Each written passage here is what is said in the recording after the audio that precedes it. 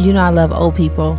So my retirement plan is to I want to get me an old person. Every time you say that, I laugh because you always say I want to get me an old person. I want to get me an old person. I need to find me, if you guys know any old people that need I'm a granddaughter. I come with my own everything, so I just want to talk and listen to your stories, and you be a little mean to me, a little feisty, a little But I am gonna get me an old person. I know people think I'm crazy, but I freaking love old people, and I really want to have one of my own. So if anybody has an old person that they can't call, I will call them every day and talk to them every single day. I know I'm getting me an old person. Well, if somebody who is not having on one accord with their grandparent and want to send them this they're way, too busy.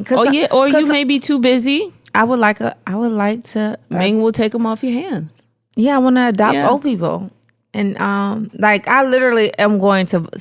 I was actually going to start, even though COVID now, the care centers for older people are strict just because of COVID and stuff like that. And I'm outside too much now to actually go inside of a facility. But before COVID, I was really planning on volunteering so I can go kick it with the old people, and because they're so funny, but they're so wise. That wisdom is is you can't put a price on it. Yeah. So I would really like me an old person. Have you ever watched Inside Out? No. On Disney? No. You should. It reminds me of everything you're talking about when it reverts back to your sister, and how we identify certain emotions only, like happiness, but then when it came to, I guess, sadness, anxiety. So you have to watch Inside Out. The first time I saw it on the plane, I was bawling because I was like, oh my God, why the Disney movies are like life lessons. So happiness is always controlling this little girl's life, and she moves. So now a new event is happening in her life, and she's starting to have these different emotions, and she don't know what's going on, but you see all the different emotions in her head, but happiness always controlled. And now sadness started to do some stuff and take over, and it's just it created this world of chaos for her. Oh wow. Where now she's trying to realize in this world we don't always have to keep a happy face. We need to learn to coexist with all of our emotions. So it was disgust, it was angry, it was sadness, and it was happiness. Inside Out? Yes. I'm gonna watch it. Yes. It's such a good movie where it's therapy. Yeah. Okay, somebody asked Karen, what is your routine for finding peace? And how do you go about finding it for yourself? Every day is new, but let me tell you my routine. So I have these sticky notes in my mirror. Yeah, I know, which I love. I read them every single time. I'm like, should I be reading this girl? No, you can. That's why they're there. They're so cute. I add new ones and remove them. So they're just affirmations that I have to say every day when I'm brushing my teeth. Doing my skin regimen, I just have to keep talking to myself behind my door too. So even before I get to the bathroom stage, behind my door, there are words for me to repeat and just affirm to myself on how I'm going to show up. Then before I even pick up my phone, I try to give myself 30 minutes to an hour. So it's a power song. To get my day going. It's usually my go-to song for a lot of the times have been Nicki Minaj, I'm the Best. Literally love that song. And then I'll either listen to Joel Osteen, I'll listen to Sarah Jakes Roberts, Joel Osteen. Those are my two go-to. My power song, get throughout my day. And then at the end of the night, I ask myself 3 questions. And I usually I've been doing a vlog series since COVID has hit, and I'm over 100 and something videos now that I told myself I'm gonna edit and put all together so I can explain to people when they ask what COVID was, like my children and stuff. Well, what was COVID?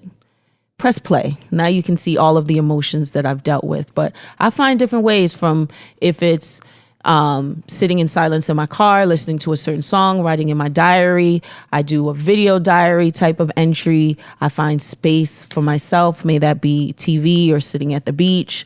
But given to a lot of the conversation we were having last week, it's just about just finding stuff that you're okay with doing. But COVID has really taught me to be okay with myself and spending time with myself, which I've been enjoying a lot. Because people are like, I haven't seen you, or where are you? I'm like, I'm home. I'm just chilling. I'm are good. definitely enjoying this stay-at-home order. Yes. You took it too far, actually. I know, but you know what? I learned to cook. I learned to do all these new things that I wasn't doing before. And I love that the way it has fulfilled me and has made me have a little bit more purpose in my life. All right, you're up next, Ming. What's one thing you would go back and change about last year if you could? One thing I would go back and change about last year would probably be, I didn't give myself enough grace. I don't think. I think I entered in 2020, out of a failed relationship, and I like harped on it too long. And I wish I wouldn't have. I wish I would have just moved the fuck on a little bit faster, honestly. Yeah. Because it was over, and I knew it was over, and it was just like it was nothing I could do. And so like it was between that and